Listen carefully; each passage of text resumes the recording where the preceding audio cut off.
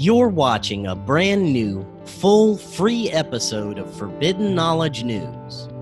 Introducing the Forbidden Knowledge News Network. This is my private, censorship-free social media and premium episode site. You'll be able to make friends, post, interact, message, share photos and videos, create and join groups, pages, and forums, and have access to a marketplace and even games. And of course, the most amazing premium shows you have ever seen on Forbidden Knowledge News, such as never-before-seen guests and content. Content that is too controversial for YouTube or has been removed or never even aired, with 2 new episodes a week. And the previews will be posted right here on YouTube and my podcasts.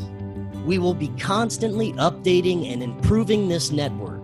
We want your suggestions on how to make it better. If you would like to see any additional features, or if something isn't working, or even if you see abuse of the site, please don't hesitate to let us know. Email me at forbiddenknowledgenews@gmail.com or use our Telegram tech support listed in the description. Memberships are only $6.99 a month, and $69.99 will get you a 1-year membership and access to Forbidden Knowledge NewsCon 2021. Free yourself from social media censorship. Join the Forbidden Knowledge News Network. Click the link in the description or visit forbiddenknowledge.news to sign up right now.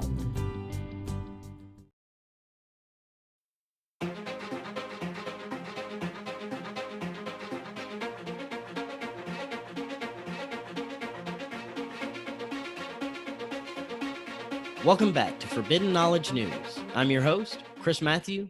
Tonight I want to welcome Nadine Lalich. She entered ufology reluctantly and with great skepticism in 2004 after having kept secret for 15 years her own experiences of contact.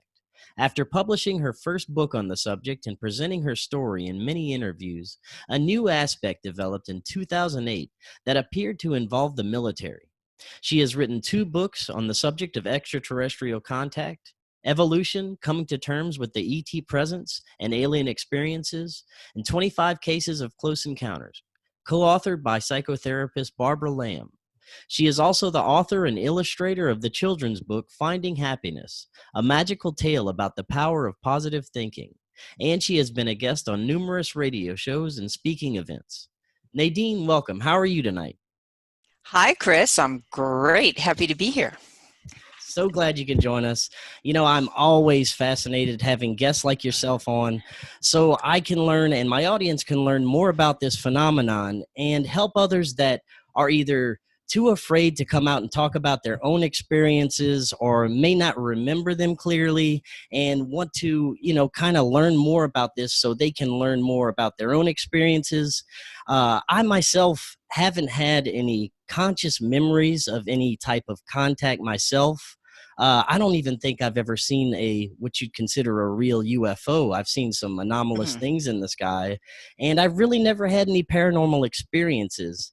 I had a couple of instances of possible missing time as a child. I don't know if it's just bad memory or what, but I believe that there are a lot of people who experience things and just don't remember it and can't piece together the pieces of a puzzle that they might have these fuzzy memories of something.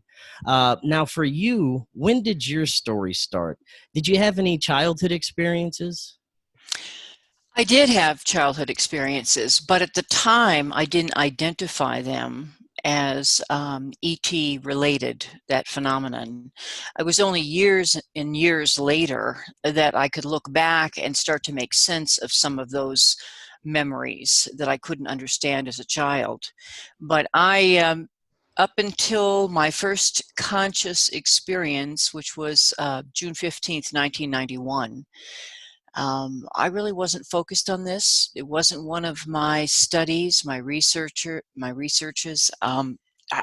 it just wasn't on my scope at all. So it was kind of a rude awakening for me, because I had contact while fully awake in Sedona, Arizona, when I was removed from a vehicle while camping. And prior to that time, as I was growing up, I probably read some science fiction. Maybe I saw a few science fiction movies. And I certainly would have said, if you talk about the cosmos, do I think we're alone? I'd say no, I think there's life out there. But that was pretty much the extent of it. So, yeah, on that particular date, going camping, I don't know if you'd like me to expound upon that. Yeah, that's a good place to start. Let's start with your first experience.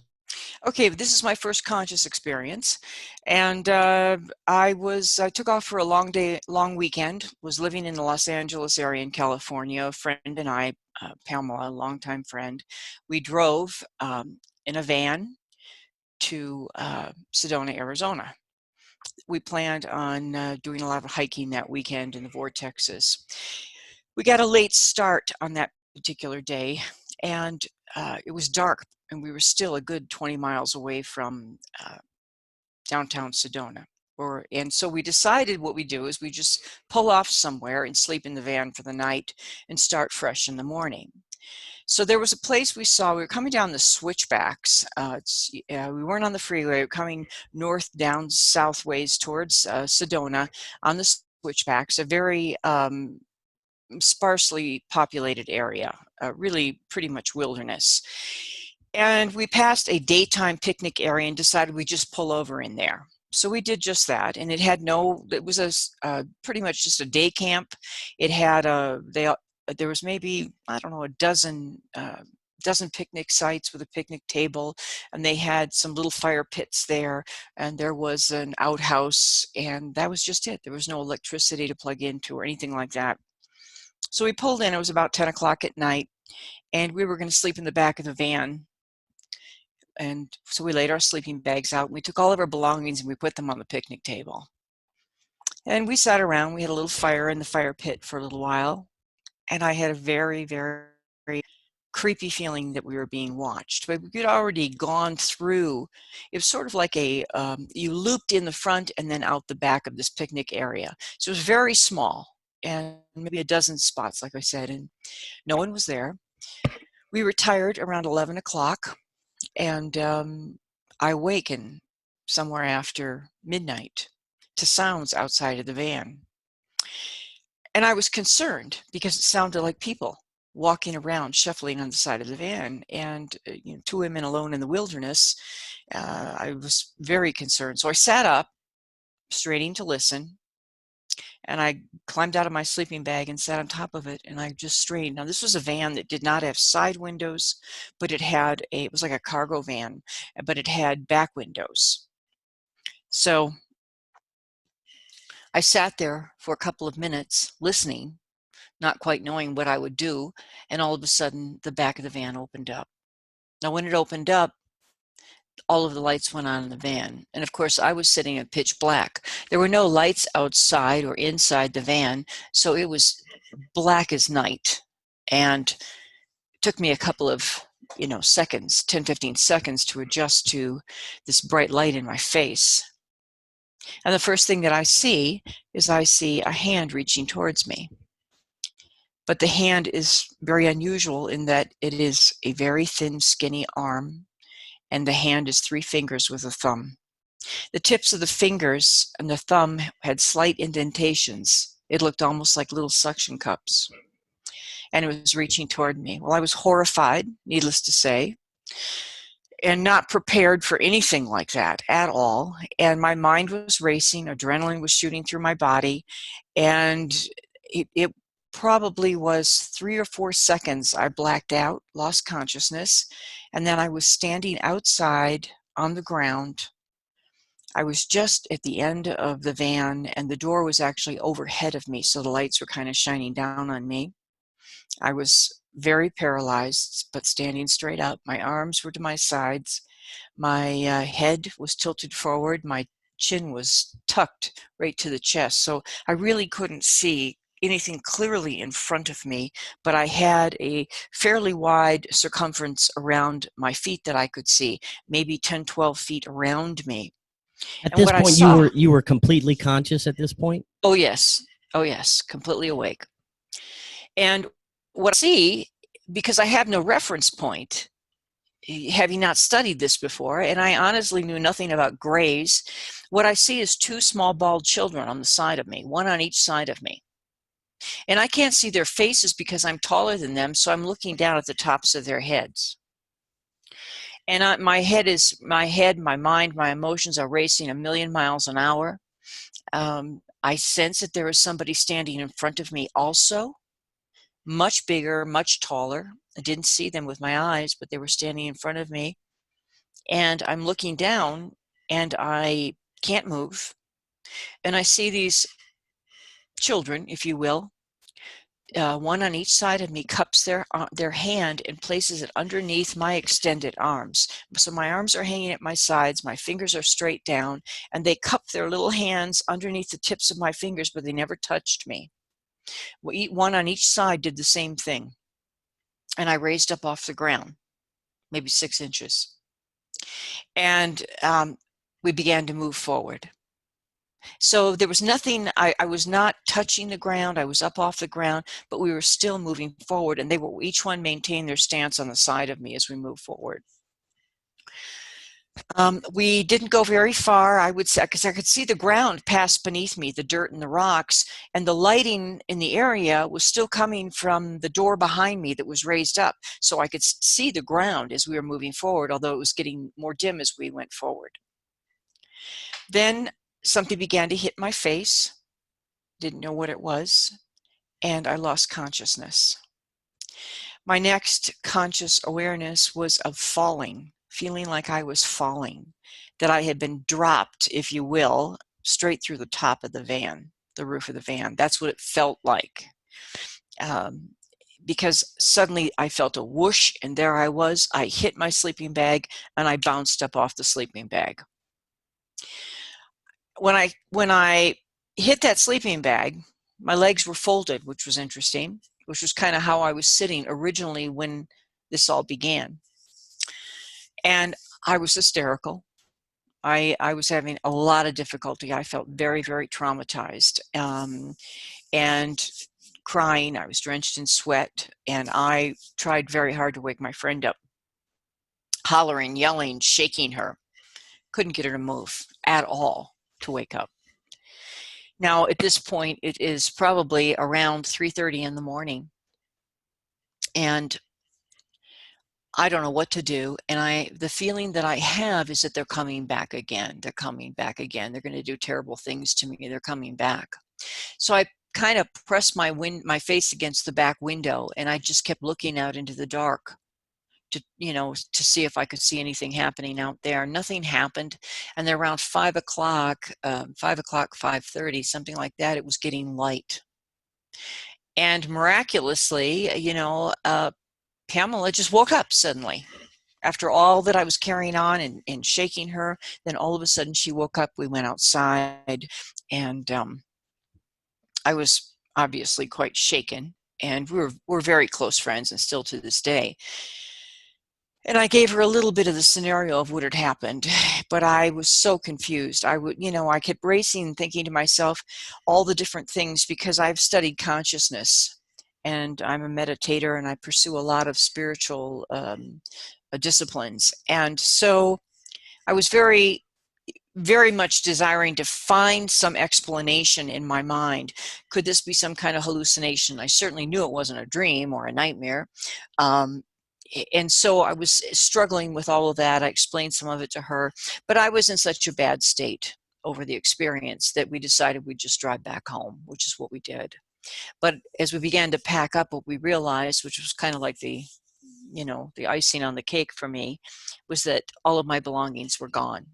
We had left on that picnic table all of our food, nice camping equipment, cooler, lantern, things like that. She had her belongings in a backpack, and I did too, with towel and shoes. And the only thing that was missing was all of my belongings, my clothing, my towels, toiletries, I had sandals out there, gone, absolutely gone. And we did quite a search of the area. This was in Oak Creek Canyon and not too far from Oak Creek itself, so we could hear the water. Went all the way down there, and it was just, when I realized all of my belongings were gone, it was just too much for me to handle. So we did turn around and we went back home. That was my introduction. Wow, now that is absolutely fascinating. When did you start kind of looking into that, the possibility that this could be some sort of off-planet contact? I'm sure you were, quite traumatized for a while. Long time. Well, I didn't want to accept that. I'm a little amateur student of psychology. And I love studying the human mind and memory, and I do some little advanced training things with memory.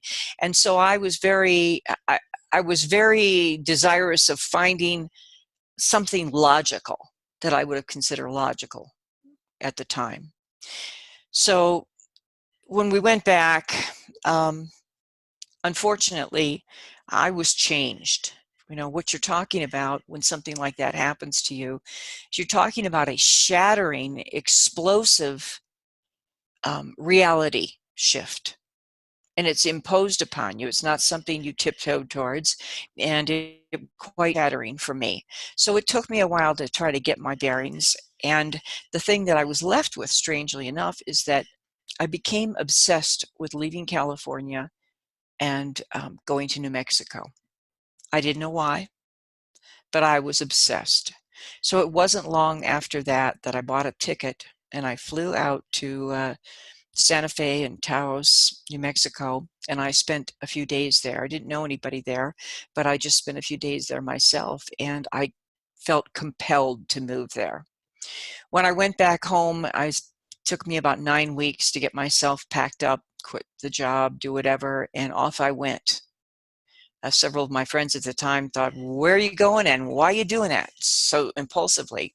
But I was driven. And so by the time I got there, I've worked in the legal industry all of my career, and as a paralegal and litigation assistant. So the first thing I do when I move anywhere is, of course, I go get a job at a law firm. And I did that, and I rented a place to live, a house. And immediately when I got there, I began having intense, continuous contact experiences.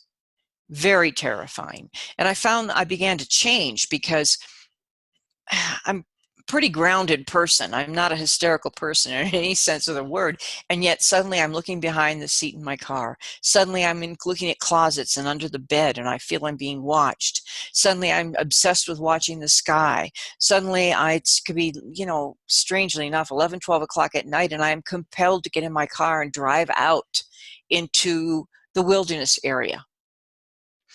And all of these things began to happen, and I didn't have an explanation for them. And I was just too afraid to really step into it.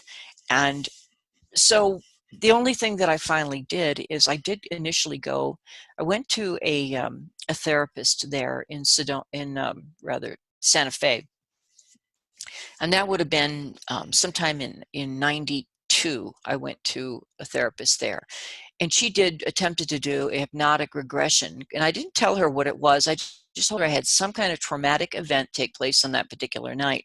And she tried on several times to regress me back to that night. But the hysteria, I would flail my arms and scream and cry hysterically. It was all over the place. That each time, what she had to do, the 2 times she did it, is she had to break out of it. She was afraid I was going to actually physically hurt myself. But at one point early on, she had me draw drawings under hypnosis. That was the first experience there.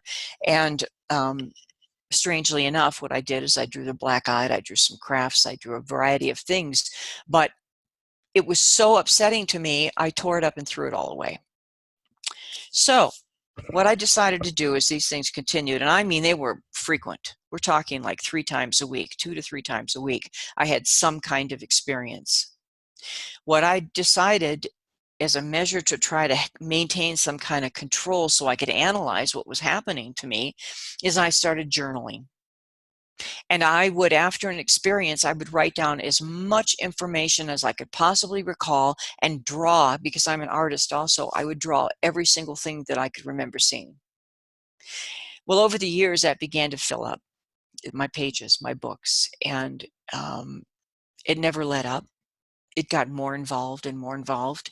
And I had only the one friend that I would occasionally, Pamela, she was still back in California, and I would, occasionally talk to her about what was happening. And she was a good ear, a good shoulder to, listen to me, to lean on. And I didn't do it too much, but it was nice to know that she was there and she didn't question me.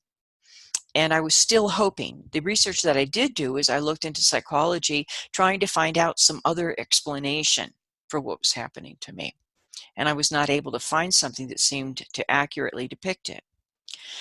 So that's how I lived my life. I lived my life for the next 13, 15 years. Eventually, I went up to Michigan to take care of my parents when they were getting elderly. I went back to California. During these shifts, it didn't matter where I was at. These experiences continued, and I just continued recording. Over time, sometimes it was so prolific, the information, what I saw, what I picked up, is I actually did audio recordings of some of these. And I have those on my computer, and they're very shaky. They're very shaky because you can tell I've been, I'm really upset when I'm recording some of these things. But now, for your contact experiences, what type of experiences were you having? Were you being actually taken aboard craft, or just some type of communication? well, there's a variety of things that happen. And I'm much more grounded in this as the years have passed, because in 2004 is when I finally, I'd had enough. My parents had died, my father had died, and when you have emotional experiences, they seem to show up. Okay, and they're much more interested in our emotional makeup. It triggers something. I don't know if it's implants or what it is that brings on their attention, but over the years, I've had a variety of different types. Now, there's, like I described what happened in Sedona. That's a fully conscious experience. And I have had a number of those, fully conscious. Now, ultimately, you cannot maintain consciousness for a long period of time. Another way that I wanted to try to gain some sense of control over these was I was very committed to trying to stay awake and alert as long as I possibly could. These entities, be they physical, non-terrestrial, extraterrestrials, aliens, or if they are, some of them, interdimensional, whatever they are, of course, they want us mainly to forget, and they have ways to mess with our cerebral processes. So at best, you can go in and out of an experience consciously. And I've really worked hard over the years to try to maintain my awareness as much as I can. That's kind of what was like my method of fighting back. So in answer to your question, yes, some of them appeared to be very physical, where I'm removed from my home. Beams of light, balls of light are involved. It has appeared that I've been on a number of crafts, actual crafts, not human crafts. I've interacted with a number of different species. Whether or not, again, some of them seem to be physical, very physical, and it's happening in third dimension reality. And some of them, the contacts, feel as though they're happening on some astral plane. So I kind of, I think the best you can really get to when you're dealing with something like that, and this is just my opinion based on my experience, that I think the best you can do is slowly develop a hypothesis and keep fine-tuning it as the years pass. I'm not concrete on all of this. I go work with percentages. 100% is something going on in my life that is paranormal, quite out of the ordinary. If I've been contacted by non-human intelligences, 100% I'm convinced of that. Okay. Do I believe that these are all physical entities that originate off planet? I'm guessing about 80% from my experiences. But I also know that some of these appear to be astral. There seems to be some way that they can work directly with our consciousness and actually remove us from our body somehow and work with that. The other way they appear is they appear in dreams. You could be having an ordinary dream, and it's as though they step right in and are able to pull information, and interact with you in the dream state. You never leave your bed. It's not an astral experience. There's things that happen that feel like there's a download or an upload going on consciously in your mind. A lot of that happens when you get the repeating digits, 1111, 444, those kinds of things. But it's taken years to start to be able to get a grasp of this very, very bizarre phenomenon and all the details and aspects involved. Yeah, definitely. It goes so deep, and it's connected to so many different aspects and phenomenon. It's connected to paranormal consciousness. It's all connected to everything. I want to go back to your first experience for a minute. Your first regression, you said you weren't able to get much information because it was kind of traumatic for you. Were you ever able to figure out more about what happened to you that first time? Yes, as far as we got, we tried this on 2 different occasions. What was happening is that I was being led down the path, and when we did the regression, what I experienced, nothing conflicted with what I consciously recalled, but it enhanced it. When I was standing at the end of that van, now this came out after the regression with this gal in Santa Fe, I could see as we were moving through more of them off to the side of me, the small quote unquote children, which of course later on I realized people identify them as the small grays.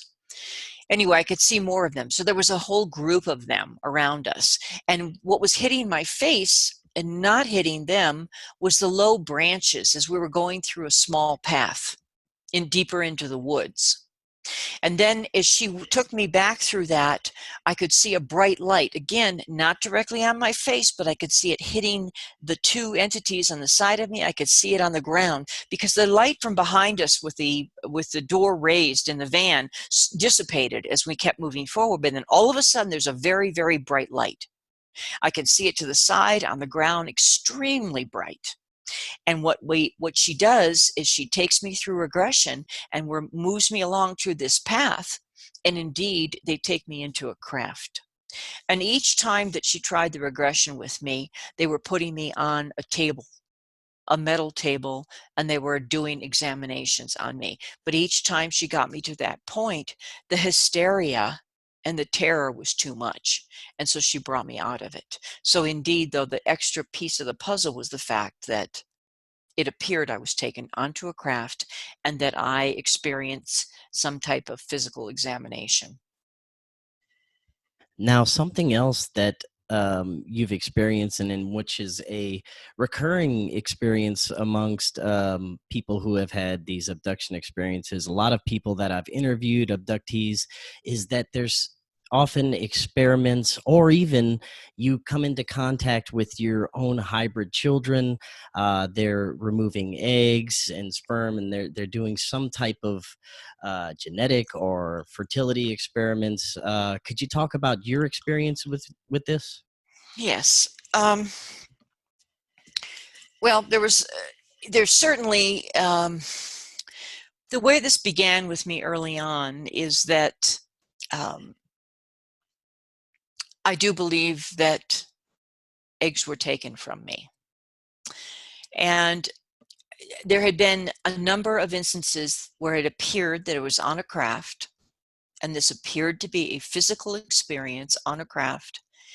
And I was introduced to a young woman hybrid that I would have guessed would have been 22, 23 years old.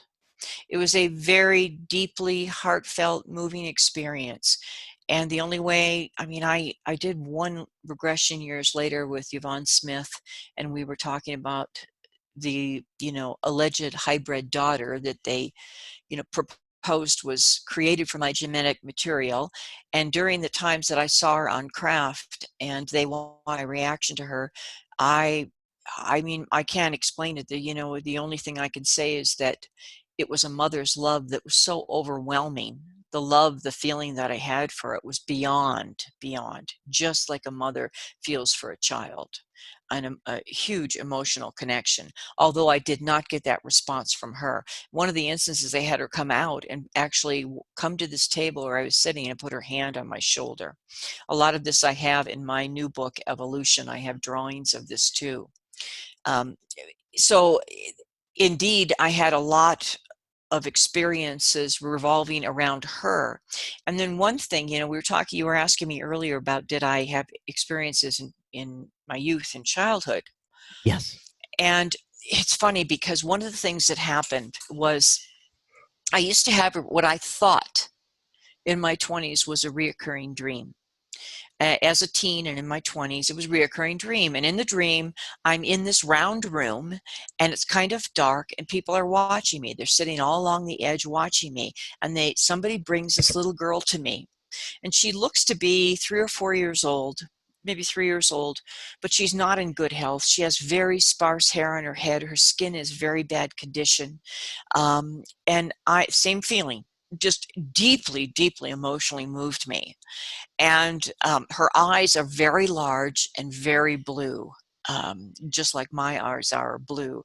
And these dreams that I thought was reoccurring dreams, I realized may not have been dreams, because I figured out the time frame of when I had them, because I had those recorded in my journals also. I've journaled prior to these experiences happening. I would journal in my life. Anyway, it would coincide with the time frame that would mean, once I looked back and I said, wait a minute. She's got the same thin hair. I have the same feeling in the dream that I had when I, appeared to be on this craft with this young hybrid woman.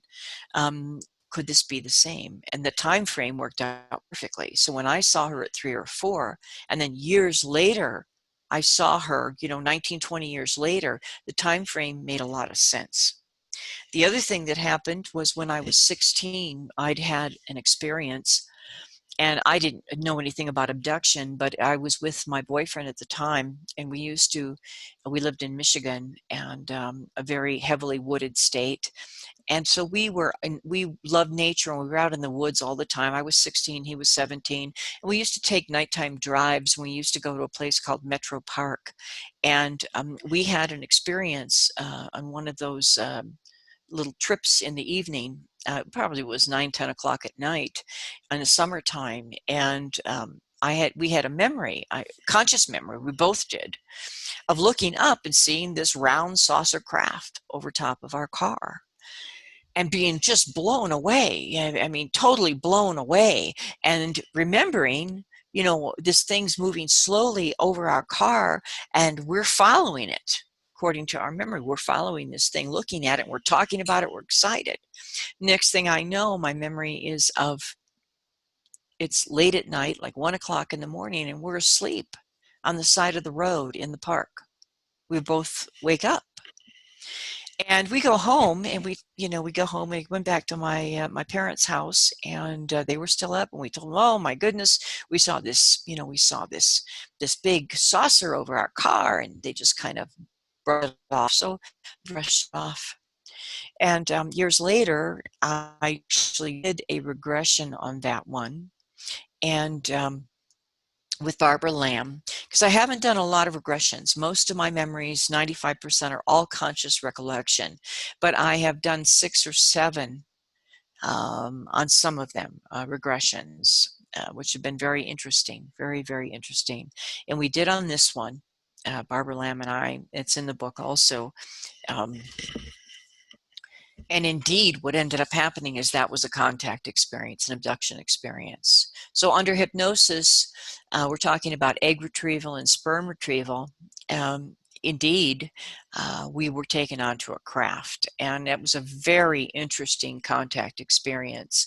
And that's why we had all that lost time, and we woke up hours later in the car thinking we had just fallen asleep for some reason.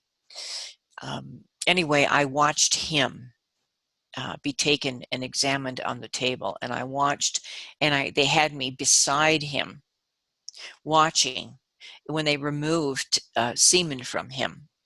And it was just a horrifying sight to see. And he was utterly terrified and kicking and screaming, and they could barely hold him down. He was a pretty good sized young man at the time. So definitely I've had those kinds of experiences where I've seen both of those things, semen removed and eggs removed. Now, what would you think is their purpose? Now, I know you can only theorize about this, Right. but it seems to me the more I look into this, the more we seem like just an experiment of some sort from the time of early humans, from ancient times. It seems like there has been some kind of interaction, some kind of manipulation of humankind. What are your thoughts behind what's actually going on with this hybridization, with the experiments, with everything? Well, at this point, my feeling about this is that there are several reasons they may be working with a hybrid program. Do I believe that hybrids exist at this point? Yes, I do. I do. Do I believe that there may be some hybrids on the planet? Yes, I do. I've had some very strange interactions with men in black, and a few other strange things happen. So I think we were seeded, okay? As what I have researched and what I have personally experienced over the years, I think there's a very good possibility we were seeded somewhere along the line. And I believe they've kept an eye on our planet. It certainly may be a couple of species working together, the small and the taller gray, the tall whites, and the reptilians, and there's a few others maybe working together on this project, if you will. And I think we were seeded, and I think we're dealing with a genetic line. Why do some have it and some don't have it? Now, my father, as I progressed in really analyzing my own experience, I went back into my families and looked into my childhood, and I came to realize that there's a very excellent probability my father was also an abductee, a contactee.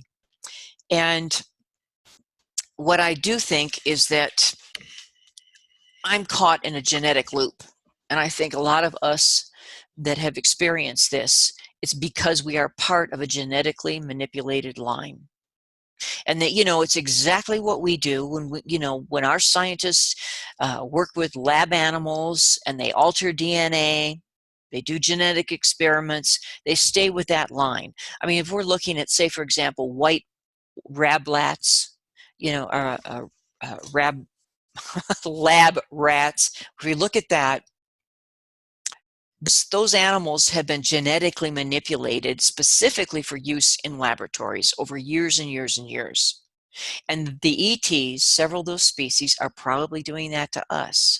Now, there's a number of reasons. There could be, certainly, they're taking some of our genetic material and they're mixing it with theirs or some other race in order to create hybrids to interact on our planet. Do I think they're going to take over our planet? I do not. I do not believe that. I believe that by tampering with our genetic material, now I have a real spooky experience that had happened. And it had to do with them telling me, in essence, that they genetically manipulate right within the mother's womb. And they actually take, now this is freaky stuff, and this is just an experience. There's no way of me to prove this, but it was alluded to me in one of my experiences that they genetically manipulate children within the womb, human children within the womb, and that later on what they do is they actually take some of the blood of those children and they use that blood and for their own use so that they can be on the planet longer because they have no immunity to our bacteria or viruses, and they have difficulties if they're here. They need to have some kind of immunity picked up from us genetically in order for them to be on our planet. So it may be twofold. For them to be able to be here, whether they're mining for something, they're using some of the Earth's resources, whether they are creating this hybrid race to live on the planet, to assist them. There's a lot of possibilities. You were mentioning some of the different types of entities that not only you've come in contact, but that have been reported over the years, such as reptilians, greys, and even insect type beings. Yes. Now, do you think that all reptilians are evil, or is it just like humans, they have good and bad? Because mostly the stories that we hear of abductions, it's negative connotation when it comes to reptilians or even these insect like beings. In my experience, I've had, and some of them I have not put in the book. The things that I put in my recent book, they had to qualify on twofold. It had to be, I had to have strong conscious recollection to be included in the book, and some of them were twofold. I had conscious recollection with a follow-up hypnotic regression. Now, when it comes to the reptilian, there's been a number of instances where I have seen them in these experiences. They have a very foul odor. They appear very warlike. They have a threatening demeanor to them. Nothing's ever happened to me in presence with one. But there is a very strong, controlling, dominating quality about them. Very strong. But I cannot say, I've seen some images, I'm not sure how those were presented to me, that suggested some pretty nasty behavior, but I do not believe that I've actually interacted with that, seen it in person. I don't know why I've had some of these flashes of memory with them, because you hear some people say, oh yeah, they're gonna eat people, they're gonna, do terrible things. I just haven't seen that. That's not been my experience, but I have seen them in full control of other ETs in certain situations. As far as the mantis beings, I've only seen one, and it's the same one repeatedly for many years, and it is a male, and he is always in the same capacity as some type of a scientist, researcher. He is always doing testing, psychological testing, mental testing, Right. memory, working with memory and training. And of all of them that I've ever connected with, he appears to have the greatest affinity for humans, almost in support of humans, in actions that have transpired. He's been a positive influence, not a negative influence in any way, but I sense a much greater emotional dimension to him, and a truly a much more supportive attitude, if you will. Now, this is all just things we pick up, because connection is telepathic. There's no verbal connecting, but indeed, that's been the most positive that I've had, other than one when I was a child. Tall whites, I pick up from the tall whites. They're also in a very commanding, directing position on crafts. I feel from them a very strong disdain and dislike of humans. And I've seen them in repeated environments. I've seen them in different kinds of garments, creating, or rather orchestrating, different scenarios with humans or with a mixture of ETs. That is fascinating. Now, what about the Greys? I've had plenty of reports saying that they're nothing more than these little biological robots or some type of artificial intelligence, and some of the taller ones may be conscious entities. What are your thoughts about the Greys? Well, I would agree with that. That I think that I think the taller ones that are about 5 foot tall seem to be much more conscious. My feeling is that they're not robots by any stretch. I do believe that they are living genetic beings, genetically engineered beings. There has been, overall, they're non-responsive. They just carry out. They seem to work almost like ants do in a mound, and they work systematically together in this teamwork, smooth teamwork environment. Kind of like But a hive mind type yes, situation. Yeah. exactly. And with the tall grays, not so much. They seem much more independently directed. But curiously, there has been several times now, what I've experienced, what I recall, is being in situations where an examination of some type was taking place and where they seem to be using, you're probably familiar with acupressure, acupuncture. Right. Well, they seem to be able to administer some kind of acupressure to your arms, elbows, wrists in order to calm you down. Now, there may be some other kind of energy being employed at the same time. I don't know. It may be something much more so. But there's been several occasions, and on these occasions, I could identify a small gray as being a female. And on several occasions, it was the same female. I don't know how I knew it, but she was I was talking about the experience that happened in Metro Park when I was a teenager with my boyfriend at the time. And while I was on the craft watching him be examined and with what was taking place with him, she was on my left arm and she was holding my elbow, and whatever it was she was doing, it was sedating me, calming me down, keeping me in place. And that was her job. And what I noticed is that she seemed more present. The females, or this particular female, certainly had more presence to her. There was also an occasion where there was another, and I don't know how I recognized it as being female again, but another small gray that I believed was female.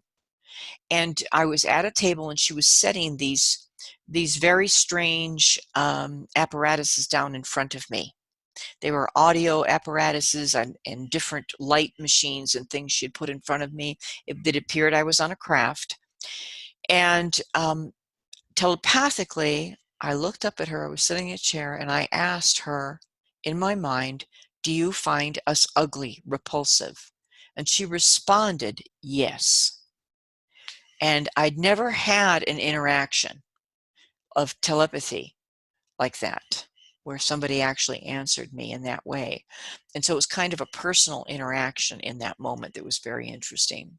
But I think that there may be, if they're indeed genetically engineered, which probably are, they are a living being, and those brains may have been altered. Some of them have been created in such a way that they have limited functioning. And with the taller grays, they may have been engineered to have greater functioning. And there is a possibility the taller grays may not be engineered at all. That's very interesting. Now, for your experiences, you have a whole nother level of experiences to add to this. You've actually encountered military or Milab abductions. I was wondering for the last half of the show if you might be able to share some of those experiences that you had, because I know these experiences are quite different, and they are, I guess you could say, even more malevolent of nature. Hmm. In many ways, yes. I think ultimately, I'd had a couple of suspected military encounters prior to my first book, Alien Experiences, being published. But I wasn't certain what those were. I wasn't sure what those were. But um, later on, after we started talking about the book, Barbara Lamb kind of did her thing. I did mine with the book. So we all did our own separate radio shows, whatever we did. But anyway, I was out in the public starting to talk about my experiences for the first time. And all of a sudden, about a year or two into it, talking about this, suddenly I have an experience that's quite unlike any other experience I've ever had. And there are people in it. Now, the thing that first of all, as you notice, is that in one of them, and particularly, I'm sleeping in bed. My dog is crying and crying, and she wakes me up, and I can't move in my bed. But I look and I see someone standing at the foot of my bed, and it looks like a person in military. It's very dark, shadowy. There's a big difference in these experiences. This was very insidious and shocking, and actually made me quite angry, because I had just gotten to a point where I was really starting to accept this phenomenon, learning how to integrate it into my life, and then lo and behold, this happens. What I believe it's about is that once you start standing and talking about it, you draw attention to yourself. And truly, regardless of whether or not our military, our government is actively working with, interacting with some species, and I do believe they are, personally, no matter what, they're going to want more information.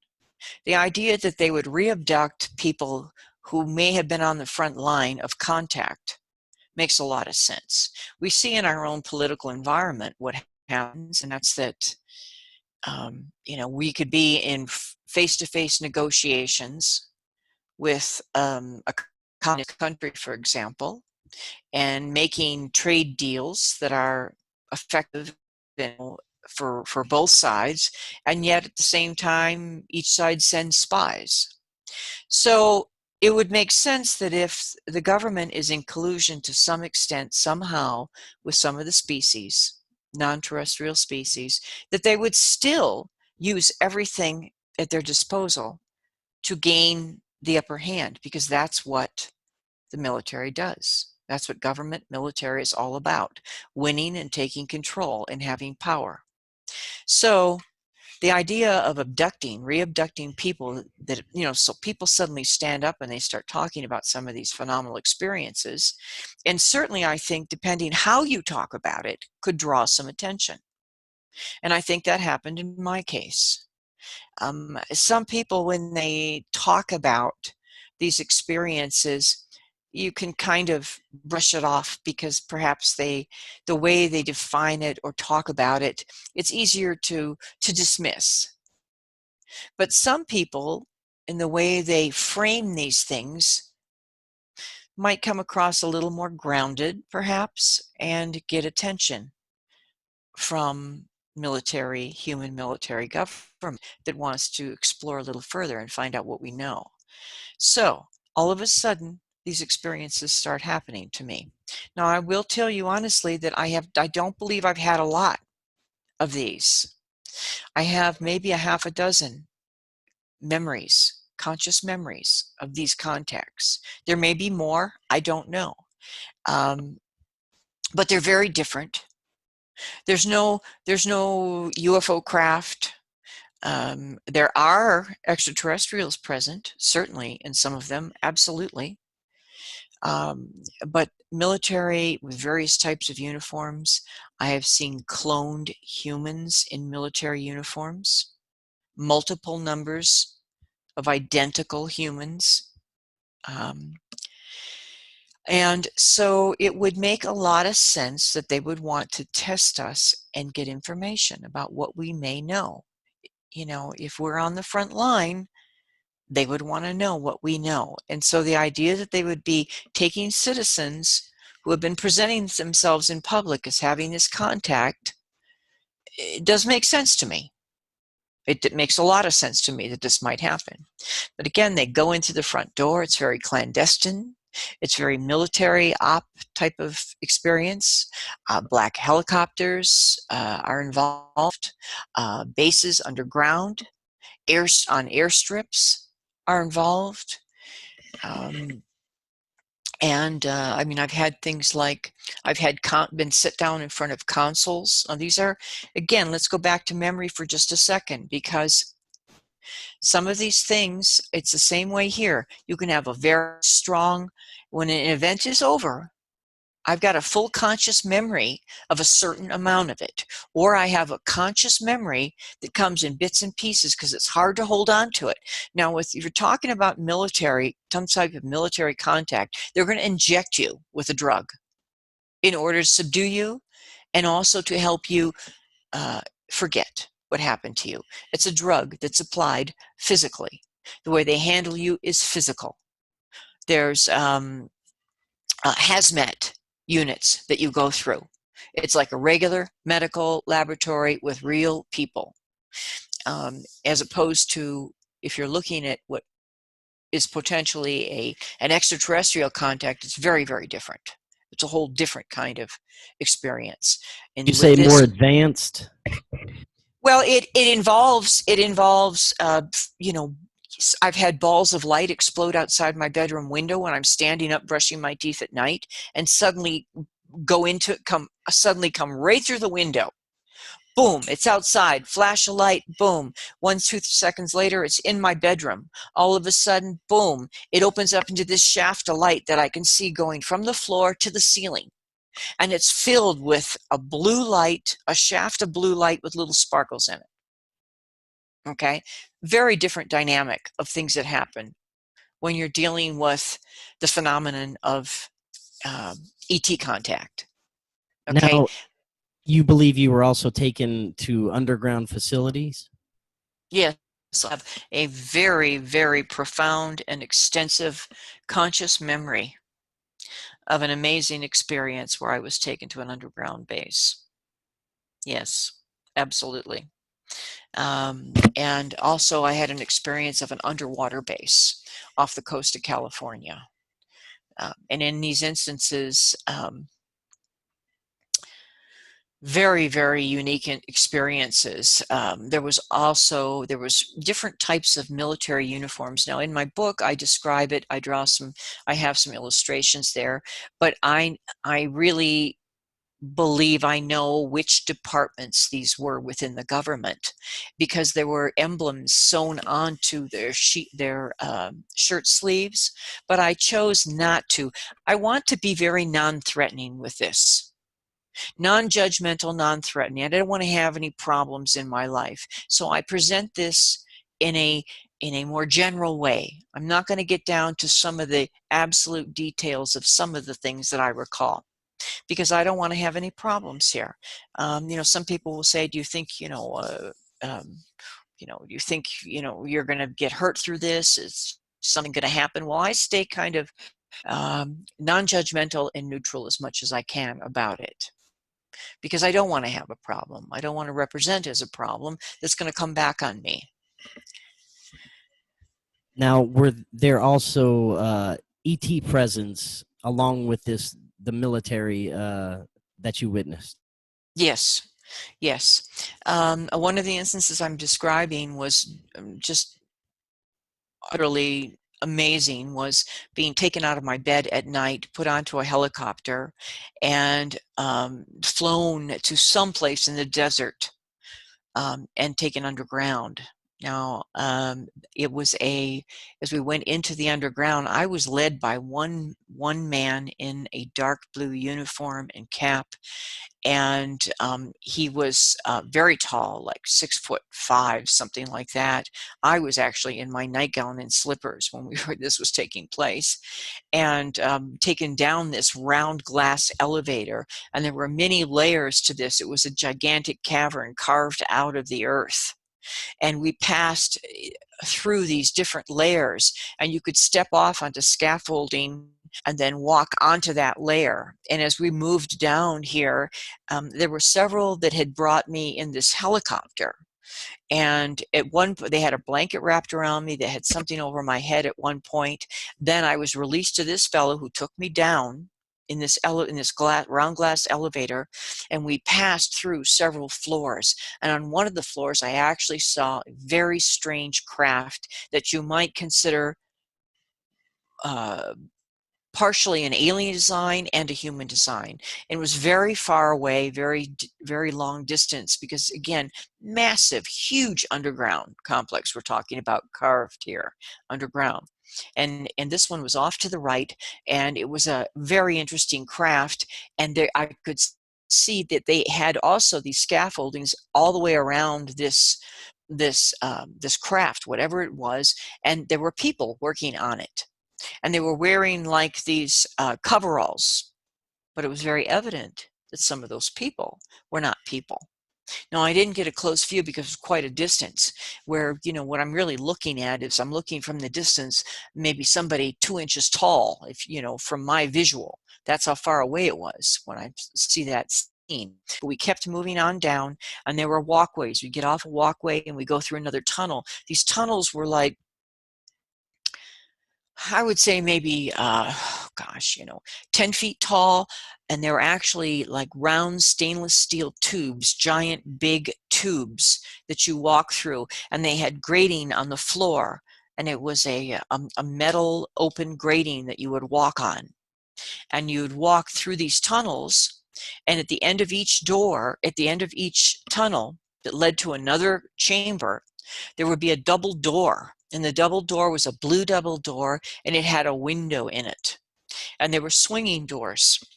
So we went through several of those in that experience as we continued, to go down into the next level. At the very bottom, when we came out in the bottom, let me just say one thing: as we were moving through this underground installation, I saw a number of identical men, identical to the one that was walking me. I mean, identical. Face, hair color, uniform, and there were 4 or 5 of them. And you could only say that they were clones. Right. They were identical, and they were human. They appeared to be totally human. That was a shock. And at the bottom of this place is when I was taken into, it's very strange stuff, but at the very bottom of this cavern,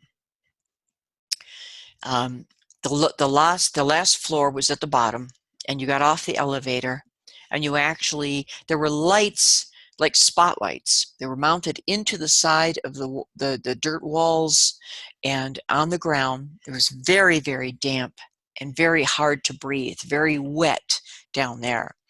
And the ground, rocky dirt ground you walked on, was very damp. And I was taken into a building that was actually built down there. It was a couple of stories high, built out of big, giant blocks, like cement blocks, with a front door, a double front door, steps you walked up, and it looked like almost like a mansion of some kind. And I was taken into that building, and I was led into a side office. As I walked in, I have a lot of this in the book in great detail. There was, as you walked in the front doors, it almost looked like a very nice hotel. Okay, there was the entranceway there. There was a staircase going off to the right, a hallway moving straight ahead, and some doors to the left. And I was taken into the left door. And once I was in there with this young man, he walked away left, and he left me in what looked like a doctor's office. And a guy came out in a lab coat. Now, I had difficulty at this point visualizing. He faded in, he faded out. I was having problems trying to see the environment by now. I lost my ability to really focus on this guy. And so I couldn't tell. At first I thought he was a doctor, then he didn't seem like a doctor. And I wasn't sure what I was dealing with. I was sitting on the edge of a typical doctor's office medical examining table. Typical. Not the type in a craft, not metal, just a regular one, sitting there with my knees bent. And the one uniformed fellow left, and this doctor in a white lab coat was there in front of me, didn't say anything to me, but then he walked into the back room, disappeared. Well, this was overwhelming, of course, and I ran out of the room back into the front door area of this reception area there, out the front doors, and not knowing where I was going, what I was doing. Again, this is all recorded in my mind. When this experience was over, the memory I'm sharing here is conscious memory. What this really means, how much of this was, there's no way to prove this stuff, unfortunately. It's so challenging. But this memory is stored in my mind just as if I was accessing a memory where I had just left my own living room. The way the mind records information.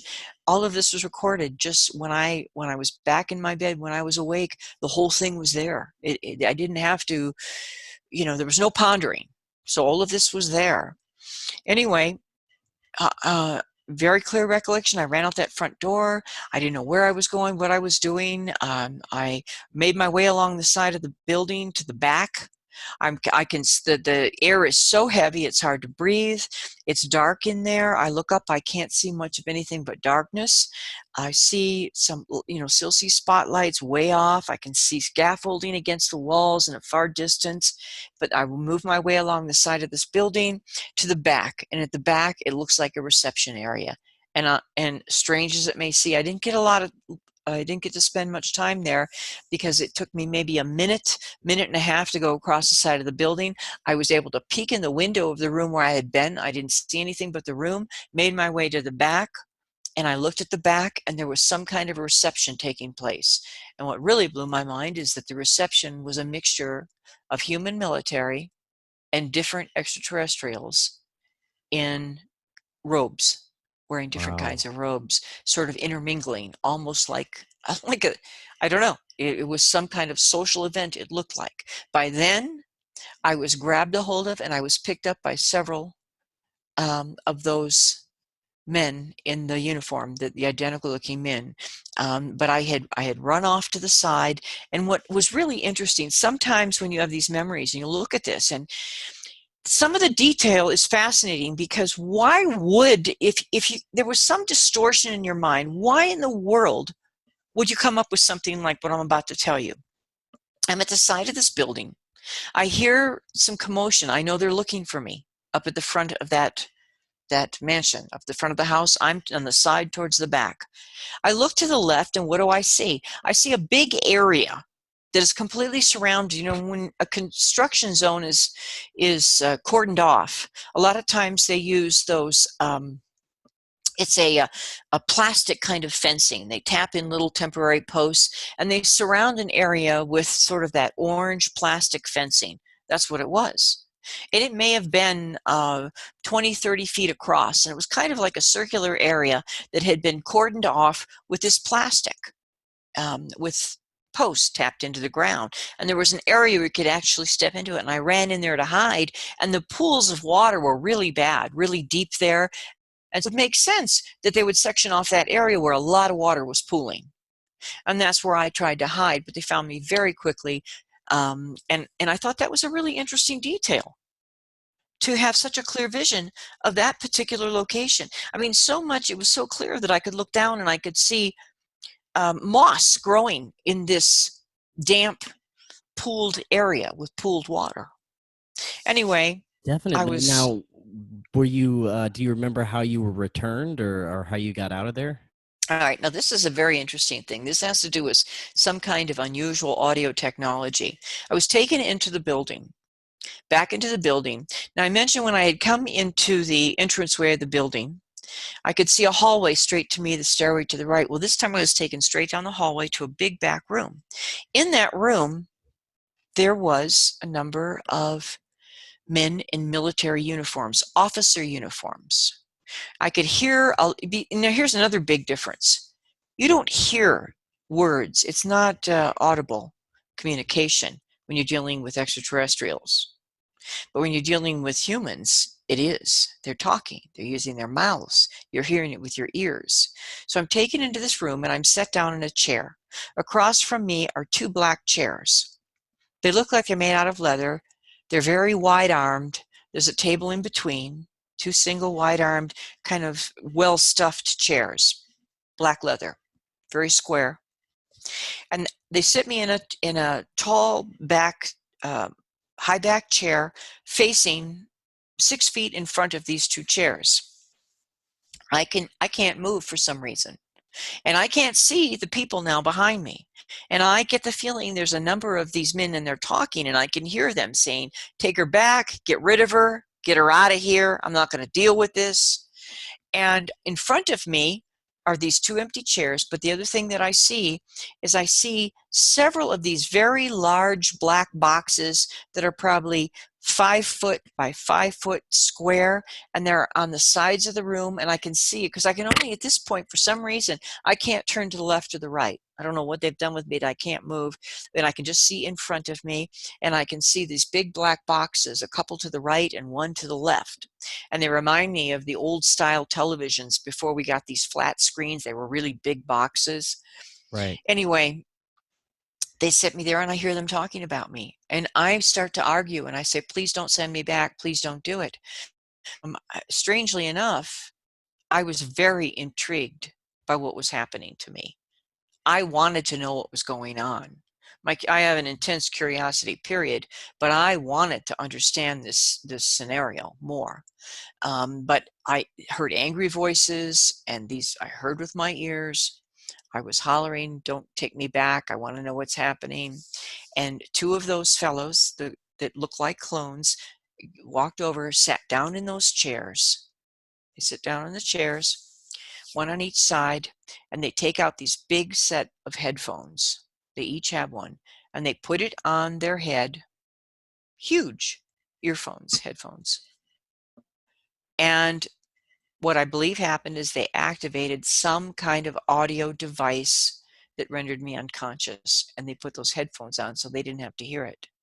And because as soon as they did that, there was some vibration in the air, and I was unconscious instantly. The next recollection I have is I'm sitting in my bed, awake, wide awake in my bed, and it's in the middle of the night. And I have all of this full conscious memory of this experience. Wow, that is terrifying and fascinating at the same time. Now, you kind of briefly touched on this, that the probably most likely the purpose of these military experiments and abductions is to get the upper hand or try and match some of this off-world technology so they can, be the most dominant and the best, That's right, even of in outer course. space. Well, that's the human race, isn't it? And that's the military. Yes. And I mean, it just makes sense to me that would happen.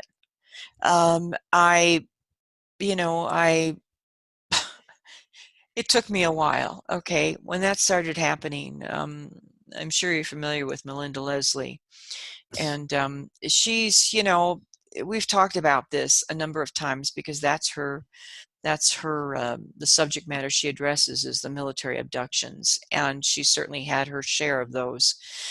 But we finally, just before I was finishing the book, I was actually living a couple of years in Arizona. I'm in New Mexico again now, the last year, but she lives in Sedona, Arizona, and we met for dinner because I told her, I'm going to include the Milab experiences in my book, and I'm really uncomfortable, really, really nervous about doing this. And she was extremely supportive, and she said, well, you know my story, you know all about what's happened to me, and I talk about it all the time. I don't hold anything back, so if anybody was going to get it, I'd get it good. And I'm still here. She says, you just, you got to just move ahead with what you feel you need to share. And so I made that decision to include those experiences in this book. Well, And, I'm glad you did. A lot of people are too afraid to talk about this, especially when it has to do with our own military. Of It course. can be daunting to Yeah. come out with this material. I have one more question before you head out tonight. With everything that's been happening the past couple of years, with the mainstream media talking about UFOs, the leaks from the Pentagon, we have real UFO footage now. Do you think that it's possible that this could be a slow leak disclosure, Or is it just another wave of misinformation? Will we ever see any type of disclosure come from our own government? Are we being prepared for something? What do you think is happening right now? Or is it just another phase that'll just die out soon? Well, my personal opinion is I don't think it's realistic to expect any of the governments to come out. I mean, I won't say Agreed. any of them. Some of them may, but our government is not going to come out and say, "Oh, yes, this is what's been going on." It's never going to happen. You Right. know, all these talks about disclosure. What does it mean? How will it show up? There is disclosure. It's happening right now. Well, do we need to have it from an authority? Okay, we've got enough information. There's enough researchers, enough documents, enough documented evidence that of the UFO phenomenon. We've got enough experiencers that are reasonably credible, that are sharing. There's a lot of material out there now. A lot of people talking about it, and so I don't think the government really has to do much anything. They just sit back. Now they're going to hold back their info. They don't want to be accountable. The government never wants to be accountable. I mean, really. They might give a little tidbit here and there, here and there. Eventually, the cat's out of the bag, and it's all of us. It's all of the shows. It's like the show you're doing, the work you're doing. Someone like me willing to finally start talking about it. More and more people coming to the forefront. And, I also want to, that I have a lot of people write me now, and I love to, as much as I can, I'll talk to them on the phone. I will, share emails with them, because the more of us that come forward and we tell our experiences credibly, with as much information and evidence as we can provide. And there is a certain amount of evidence. There's physical evidence on the body, things that happen. Um, uh, and I mean, there's DNA work taking place. There's blood work that some people are doing experiments and doing testing with blood work. Like the Rh negative factor shows up in so many experiencers. There's lots of evidence there. So I just think it is happening. Politically, I don't think it's ever going to happen, because it's a human game. Politics is a power game. There's really a very few number of people that run the planet, and so they want to keep in their positions. They want their power. They want their money. They want to play that game, and it's not going to go away. It will only go away as we evolve. Our consciousness evolves overall as a race, as a species. We got a long way to go. So, at some point, there's going to be more and more of this in the mainstream. We see it happen in the last 10 years.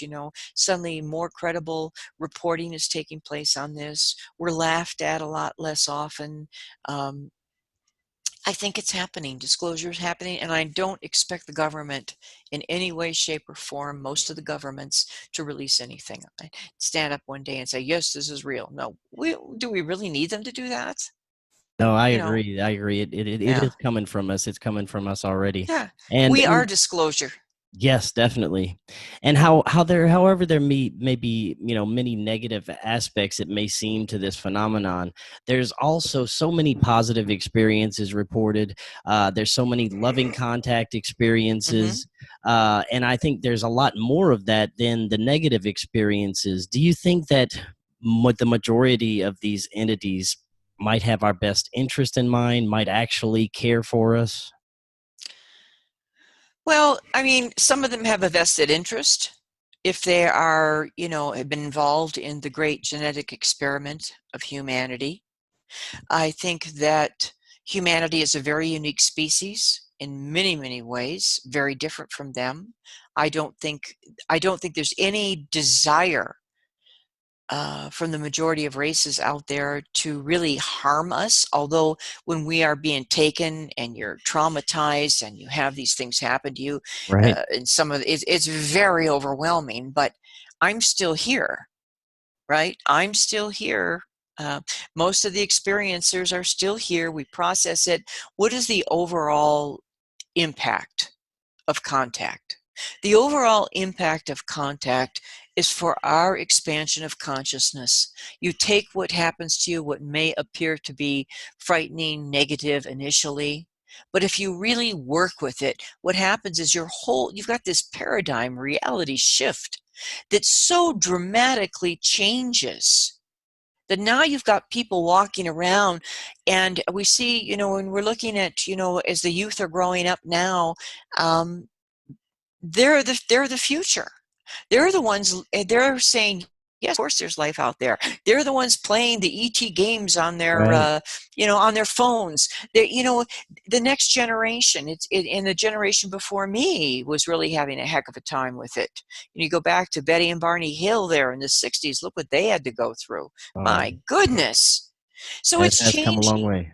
And it's part of our evolution. It's going to ultimately uh, it's going to ultimately birth us into cosmic citizens, Very you well know, said. and I'm excited about it. Yes, it is. We live in, although all the bad things happening with everything happening, we do live in exciting times. I think that a lot of people are experiencing some sort of an awakening, and Yes, and I think there are a lot of positive things happening along with this, and we're headed into, I think, what could be a new era of understanding of consciousness and our universe and the nature of reality. absolutely. Absolutely. I'm on that same page. So I'm very excited. I didn't think that I was going to, I stepped out of this work for a while, for 5 or 6 years. I was kind of overwhelmed and decided to come back into it. And I feel very grounded with it now. I'm okay with it now. I don't have any of the fear that I had before because I see what it did to me, and it did good things ultimately. I'm not saying that it wasn't traumatizing. I'm not saying that, it's right or wrong for someone to take us against our will without our consent, okay? I'm not into that, but I'm just talking about my taking the situation and doing my best with it has caused me to become more aware, more conscious, more involved in a lot of areas that I may have never, ever been involved with before. Yep, very well said. And I think people like yourself are helping more people to come out with this, and it's the more we can do that, the better off everybody is. Hmm.